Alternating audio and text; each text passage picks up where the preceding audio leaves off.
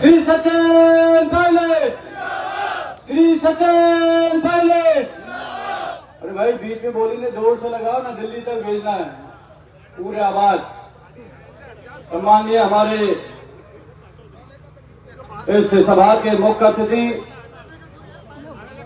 Akhil Bharatiya Congress committee के महासचिव एवं राजस्थान के पूर्व अध्यक्ष एवं राजस्थान सरकार में पूर्व उप मुख्यमंत्री, हम सबके नेता सम्मानीय श्री सचिन पायलट साहब, सम्मानीय मेरे साथ मंच पर विराजमान सम्मानीय यहाँ के राजाखेड़ा से विधायक सम्मानीय रोहित बोरा साहब, सम्मानीय पूर्व मंत्री श्री रमेश मीना साहब, सम्मानीय हमारे बाड़ी के पूर्व विधायक श्री दलजीत सिंह सीकू साहब, सम्मानीय बसवेड़ी से विधायक मेरे छोटे भाई संजय साहब, और हमारे टोड़ा भीम से विधायक सम्मानीय घनश्याम भैर साहब, सम्मानीय हमारे हिंडौन की विधायक मेरी छोटी बहन सम्मानीय श्रीमती अनीता जाटव, और हमारे पूर्व विधायक करौली से सम्मानीय लाखन मीना साहब, सम्मानीय हमारे उत्तराखंड से चले मेरे छोटे भाई सम्मानीय रवि बहादुर जी, और सम्मानीय हमारे यहाँ पर विराजमान हुक्म भाई मीना जी, और यहाँ पर विराजमान सभी यहाँ पर विराजमान हमारे जिला कांग्रेस कमेटी के अध्यक्ष साकेत बिहारी साहब, जिला कांग्रेस कमेटी करौली के अध्यक्ष सम्मानीय हमारे शिवराज जी मीना साहब, सम्मानीय यहाँ के हमारे मुरारीलाल मीना जी, लाखन जी पूर्व प्रधान, सम्मानीय पूर्व विधायक हमारे बयाना से भाई मेरे अमर सिंह जी, सभी यहाँ पर विराजमान सम्मानित हमारे प्रधान साहब और उप प्रधान चेयरमैन, सभी हमारे जिला कांग्रेस कमेटी के सदस्यगण, सभी हमारे ब्लॉक अध्यक्ष, सभी हमारे अग्रिम संगठनों के अनुयायी, सेवा दल, सभी हमारे सम्मानित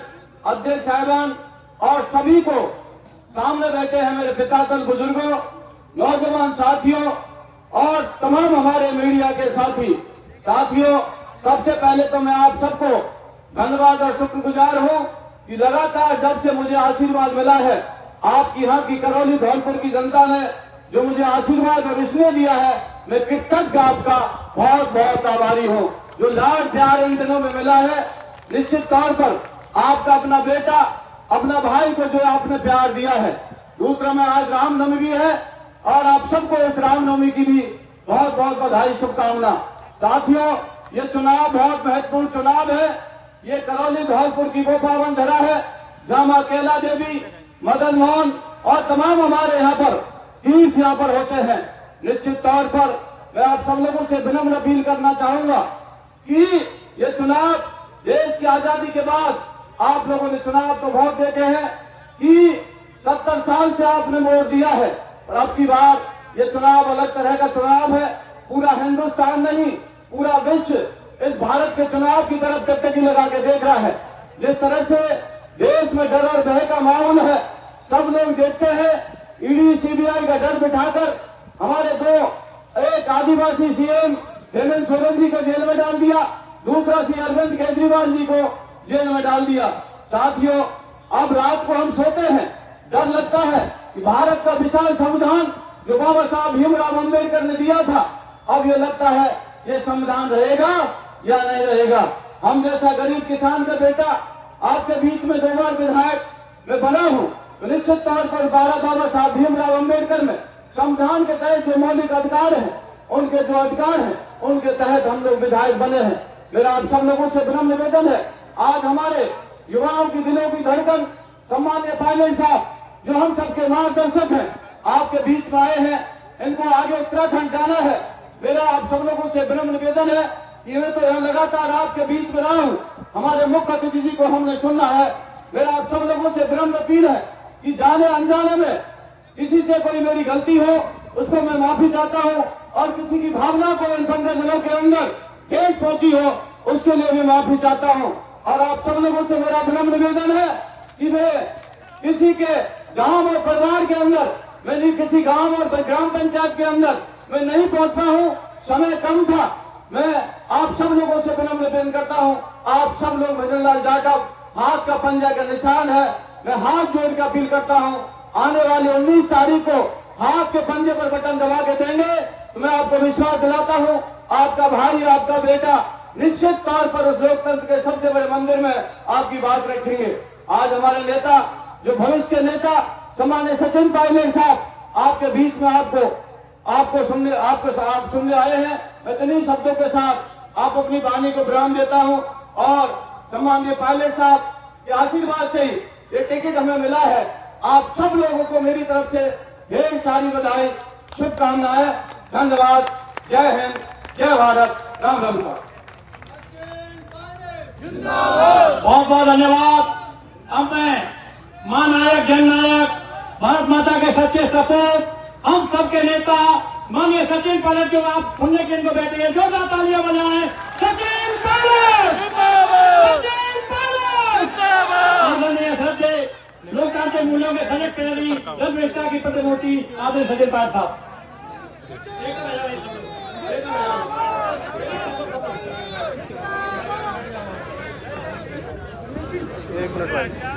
एक बात बिल्कुल स्पष्ट हो गई कि जैन साहब ने आपने व्रत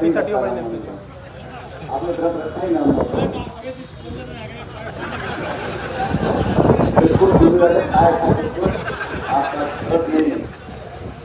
हमारे लोकसभा क्षेत्र धौलपुर करौली के उम्मीदवार पूर्व मंत्री भजनलाल जाटव साहब, रमेश मीणा जी, पूर्व मंत्री लाखन मीणा साहब हमारे करौली से, घनश्याम मेहर जी जो आज नया कुर्ता पहन कर आए हैं, और अभी से संजय जाटव जी जिन्होंने चुनाव लड़ने से मना कर दिया और फिर पार्टी ने भजनलाल जी को मौका दिया, अनिता जाटव जी और चीकू जी, बहुत बहुत सत श्री अकाल आपको। बलजीत जी हमारे विधायक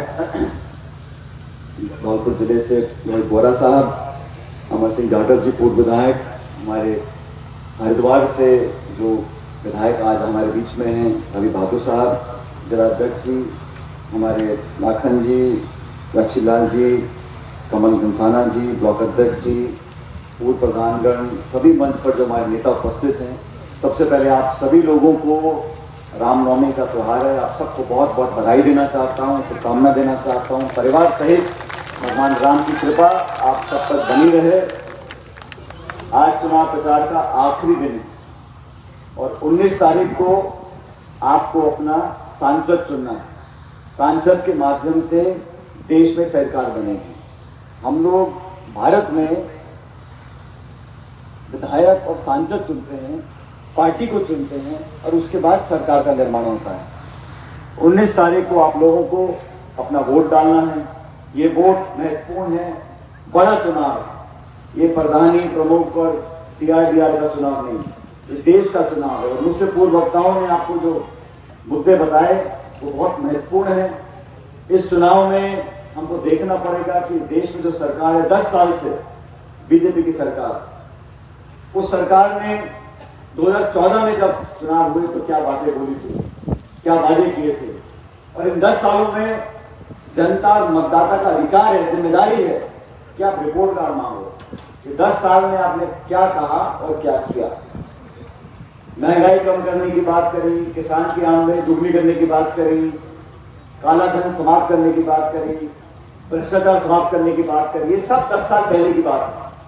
और अभी बीजेपी क्या बोल रही है? अमृत काल चल रहा है, 2047 तक हम देश को विकसित कर देंगे। वो 24, 26, 30, 35, 2047 सीधे, ताकि वो पूछे नहीं तो तुमने 10 साल में क्या किया। 2 बार सरकार बनाई, पूरे बहुमत की सरकार बनी देश में, और बहुत लंबे समय के बाद बिना गठबंधन की पूर्ण बहुमत की सरकार बनी, और सरकार की जनता ने बनाई। उस जनादेश को हमने स्वीकार किया। राजस्थान में 2 बार चुनाव हुए, दोनों बार हम एक भी सीट नहीं जीत पाए। हमने जनता के आदेश को स्वीकार किया। लेकिन जो सरकार बनी है उसने 10 सालों में प्रदेश के लिए क्या किया? तो सांसद चुनकर गए 25 के 25 राजस्थान से, उन्होंने प्रदेश के लिए क्या किया? अभी विधानसभा के चुनाव हुए, हम सरकार नहीं बना पाए। उस बात का दुख हमें, हर बार राजस्थान में सरकार बनती है और फिर हम हार जाते हैं। 30 साल हो गए, चुनाव जीतो, सरकार बने, फिर हम 5 साल बाद हार जाते हैं। और ऐसा नहीं है कि कांग्रेस की सरकारें बाकी राज्यों में दोबारा बनती नहीं। दिल्ली में शीला जी मुख्यमंत्री थी तो लगातार 3 बार कांग्रेस सरकार बनी। असम के मुख्यमंत्री गोगोई साहब थे, लगातार 15 साल तक मुख्यमंत्री रहे। राष्ट्रपति आंध्र प्रदेश के मुख्यमंत्री थे, लगातार 2 बार जीते। हुड्डा साहब हरियाणा में 2 बार जीते। तो ऐसा नहीं है कि कांग्रेस सरकार दोबारा नहीं बन पाती है, लेकिन बदकिस्मती से राजस्थान में हम लोग सरकार दोबारा रिपीट नहीं कर पाते। बहुत कोशिश हम लोगों ने करी, तो मैं आप लोगों का धन्यवाद देना चाहता हूं। इस बार चुनाव में जो हार जीत का अंतर था वोट प्रतिशत का, वो 1 या 2% ज्यादा नहीं था। हम पहले हारते थे तो कभी 20, 21, कभी 50, 55, इस बार हम 70, 71 विधायक जीत कर गए, लेकिन सरकार नहीं बना पाया। ये एक और मौका हमको मिला है अपनी भूल सुधारने का, और पूरे देश में, पूरी दुनिया देखना चाहती है कि वो दल, वो पार्टी, वो सरकार जो संवैधानिक संस्थाओं को नीतिगत तरीके से उनकी जरूरत, आप सब देख रहे हो देश में जो बड़े बड़े निर्णय हो रहे हैं वो सुप्रीम कोर्ट कर रहा है। आज राम मंदिर का निर्माण हुआ देश में, सुप्रीम कोर्ट के आदेश से हुआ। कोई नेता, कोई दल, कोई पार्टी, कोई सरकार कहने की बातें, लेकिन इस देश का सबसे बड़ा जो न्यायालय है, सर्वोच्च न्यायालय, उसने ये निर्णय लिया कि राम मंदिर का निर्माण होना चाहिए। और सब पक्षों की बात सुनने के बाद सब पक्षों ने अपनी दलील रखी। अंत में जो निर्णय कोर्ट का, सुप्रीम कोर्ट का था, हम सबने स्वीकार किया। शांतिपूर्वक तरीके से भव्य मंदिर का निर्माण हो गया। ये बात मैं इसलिए बोल रहा हूं कि सुप्रीम कोर्ट का जो जज होता है, वहां का जो निर्णय आता है वो सारे देश को स्वीकार होता है। क्यों होता है? सुप्रीम कोर्ट का निर्णय स्वीकार क्यों होता है? क्योंकि सुप्रीम कोर्ट में आस्था है कि कोर्ट का जो आदेश है वो निष्पक्ष होगा, वो सारी दलील सुनने के बाद जो सही होगा वो उस काम को करेगा। सुप्रीम कोर्ट का जज भी इंसान है, वो आसमान से नहीं आया, लेकिन उसके निर्णय को हम मानते क्यों हैं? क्योंकि उस संस्था की विश्वसनीयता है। सुप्रीम कोर्ट या कोर्ट का आदेश देता है, हम लोग उसको मानते हैं क्योंकि हमें विश्वास है। दुर्भाग्य से 70 साल से जो संस्थाओं को हमने पोषित कर मजबूत बनाया, उन संस्थाओं को खत्म करने का काम सरकार कर रही है। अगर सुप्रीम कोर्ट के जजों पे, सुप्रीम कोर्ट पर जनता का विश्वास खत्म हो गया तो झगड़ों को रोकेगा कौन? आप आदेश को मानने से मना कर दो तो क्या हालत देश में होंगे? संस्थाओं को कमजोर करने का परिणाम यह होता है कि जनता बातों को मानती नहीं है। अगर संस्था पारदर्शी नहीं है, संस्था विश्वसनीय नहीं है, चयन प्रक्रिया में संदिग्ध है, तो कौन मानेगा? निर्वाचन आयोग है, कोर्ट कचहरी है, ये संस्थाएं हम लोगों ने बनाई। अलग अलग सरकारें रही, गैर कांग्रेस सरकार भी रही, लेकिन किसी सरकार ने 10 सालों तक संस्थाओं को कमजोर करने का काम नहीं किया। नारा देती है बीजेपी 300 पार, 400 पार, 500 पार, 600 पार, उनका कोई रोकने वाला नहीं। अब तुम 400 पहली पार कर लिए तो चुनाव भी क्यों करा रहे हो? और तुम 400 जीत रहे हो तो हमारे नेता ने क्यों ले जा रहे हो कांग्रेस के तोड़ के? तुम्हारे कितने नेता हैं तो तुम औरों की पार्टी का तोड़ के नेता क्यों ले जा रहे हो? जैसा तुम मतलब खींच रहे, अंदर वो समझ गए किसान परेशान, दलित, आदिवासी, पिछड़ा, महिला, नौजवान 10 साल से ऊब गए। वही भाषण, वही इश्तिहार, वही टेलीविजन, वही होर्डिंग, वही पोस्टर। लोग बदलाव चाहते हैं। पूरे प्रदेश में आज एक बदलाव का माहौल है। पूरे प्रदेश में घूमा हुआ, जोधपुर, बाड़मेर, अलवर, दौसा, माधोपुर, जयपुर, झुंझुनू, चूरू, सीकर, हर जगह सब लोग बदलाव चाहते हैं। बदलाव होगा। 4 जून को जब परिणाम आएंगे, इंडिया गठबंधन और कांग्रेस की सरकार देश में बनेगी, ऐसा मैं मानता हूं। दुनिया चाहती है, देश चाहता है, मतदाता चाहते हैं। अब कांग्रेस प्रमुख विपक्षी दल है। इस सरकार का रवैया देखो आप। चुनावी बॉन्ड के माध्यम से, जो बॉन्ड होते हैं वो चंदा इकट्ठा करने का तरीका है। चंदा दो, ठेका लो। वो तो सुप्रीम कोर्ट ने फिर आदेश किया कि दुनिया को बताओ किससे कितना पैसा लिया है। हजारों करोड़ चंदा बीजेपी ने अपने खाते में जमा करा रखा है। कोर्ट ने बोल दिया ये चंदा गैर कानूनी है, लेकिन बीजेपी के खातों को बंद नहीं किया। 1994 में कांग्रेस पार्टी को नोटिस दिया था, 94 में उस नोटिस का हवाला देके कांग्रेस के खाते बंद कर दिए। चुनाव के ठीक चुनाव में आप प्रमुख विपक्षी दल के खातों को बंद कर दो, निर्वाचित मुख्यमंत्रियों को जेल में डाल दो, सरकार की पूरी ताकत नेताओं की आवाज दबाने में लग जाए, और निर्वाचन आयोग आंख मूंद के बैठा है, बीजेपी के खातों को हाथ नहीं लगाया। सुप्रीम कोर्ट ने फिर कहा कि चुनाव चल रहा है, कांग्रेस के खाते खोलो। अब तो खातों को बंद कर दोगे तो चुनाव कैसे लड़ेंगे? ये चाहते ही नहीं। 400 पार तो साथियों राजीव गांधी जी के पास आए थे सांसद, 400 पार। उन्होंने कभी नहीं कहा कि भाजपा खत्म कर दूंगा, भाजपा मुक्त देश बना देंगे। 147 सांसदों को एक दिन में आप निलंबित कर दो और फिर पीछे से कानून पास करा दो। ये लोकतंत्र के लिए कोई स्वस्थ परंपरा नहीं। इन बातें आपको इसलिए बता रहा हूं कि आप बहरपुर के लोग हो, पुराना रिश्ता आपसे हमारा रहा, यहाँ बहुत आपने घुमाया, बहुत घुमा मैं। इलेक्शन का ये रोज बोरा जी बैठे हैं यहाँ पर, रमेश जी बैठे हैं, उपचुनाव था, बीजेपी की सरकार थी, उसको बदलना जी आप विधायक नहीं बनने लगता है, आप विधायक बन गए। आप बदलना जी की कहानी बहुत विचित्र कहानी है। बदलना जी करते ठेकेदारी, उपचुनाव हुआ और बैर विधानसभा क्षेत्र से स्वर्गीय पागे साहब, उनके परिवार का वहां पे बहुत वर्चस्व था। हम बद्रीनाथ जी को पार्टी में लेकर आए, उनको उपचुनाव का चुनाव लड़वाया और जितने यहाँ नेता बैठे इन सब ने अपनी जेबों से पैसे खर्च कर एडी चोटी का जोर लगाकर वो उपचुनाव, वसुंधरा जी मुख्यमंत्री थी, पूरी सरकार लग गई, लेकिन बैर विधानसभा क्षेत्र से कांग्रेस पार्टी जीती, बद्रीनाथ जी विधायक बने। और उस समय दलित समाज के लेकर आप पहले विधायक चुनकर गए थे कांग्रेस में। हम बीसी के विधायक थे, एससी का कोई विधायक नहीं था, ये पहले दलित समाज के विधायक चुने थे बैर विधानसभा के उपचुनाव में। फिर सरकार बन गई, फिर बद्रीनाथ चुनाव जीत गए, हमने सहयोग किया, मंत्री बने, लेकिन विभाग कच्चा पक्का था। कौन सा होमगार्ड वाला, हमने कोशिश करी कि मंत्रालय होमगार्ड का मिला, लेकिन फिर अशोक गहलोत जी ने दोबारा मदद करी, फिर सीधा बोल भागते जो मेरे पास था, पीडब्ल्यूडी का मिला इनको और काम किया पूरे प्रदेश में। और आज पार्टी ने इन पर भरोसा कर इनको टिकट दिया। टिकट बहुत से लोग मांगते हैं लोकसभा, लेकिन सबसे बात करने के बाद, सबसे चर्चा करी पूरे जिले में, करौली में सबसे बात करने के बाद जो सबसे उपयुक्त, जो सबको साथ लेकर जो बढ़िया चुनाव लड़ सके, अच्छा पूरे कार्यकर्ताओं को संतुष्ट करके चुनाव लड़ सके, उस व्यक्ति को पार्टी चुनती है। और बद्रीनाथ जी को यहाँ से हमने अपना उम्मीदवार बनाया है।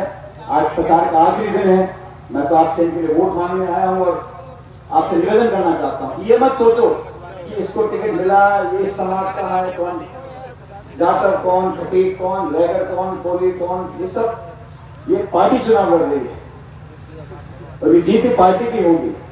जितने तमाम नेता बैठे ये सब बद्रीनाथ जी की जमानत देने आपको आए हैं कि हम सब मिलकर काम करेंगे। और धौलपुर विधानसभा क्षेत्र, धौलपुर जिला, जहाँ पर पिछली बार हम लोग जीत नहीं पाए थे लोकसभा चुनाव के अंदर, तो इस बार में आपसे निवेदन है सारी बातें हम भूलें, भविष्य की तरफ देखें।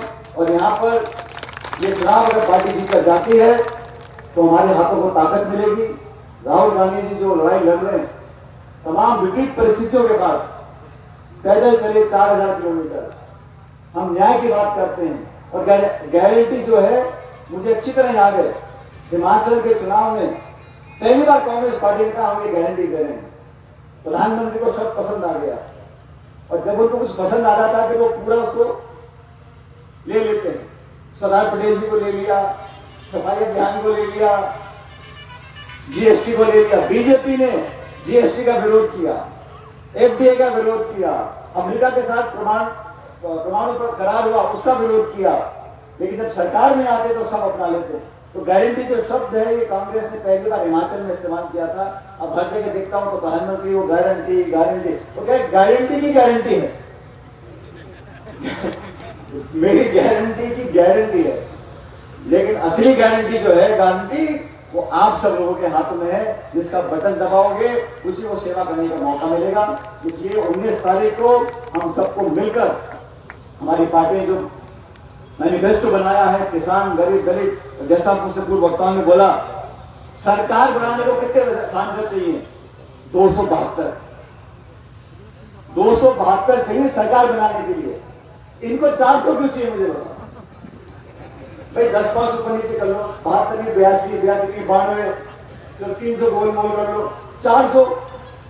कहीं ना कहीं की नियत ये है कि संविधान में जो प्रावधान दिए हैं, इस कारण से आज धर्मलाल जी एमएलए बन रहे हैं, एमपी बन रहे हैं, मंत्री बने हैं, वो जो संविधान में प्रावधान है, गरीबों का, दलितों का आरक्षण है, उनको मदद देने का जो प्रावधान है, उसके साथ छेड़छाड़ करना चाहते हैं।